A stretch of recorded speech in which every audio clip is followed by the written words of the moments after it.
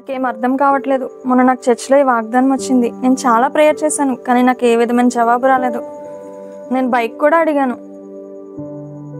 రామ్మా చిన్ను, ఇలా కూర్చో.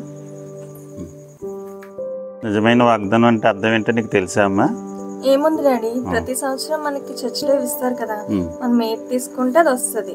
సో అది మన బ్రతుకులో నెరవేరుతుందని మనం నిశ్చయిస్తాము. అదే కదా వాగ్దానం అంటే. కాదమ్మా, ఆయన బైబిల్లో చేసిన వాగ్దానాలన్నీ వాగ్దానాలే. దీనికన్నా మంచి వాగ్దానం ఒకటి ఉందమ్మా. మనందరికీ నిత్య జీవం ఇస్తానన్నది ఆయన చేసిన నిజమైన వాగ్దానం.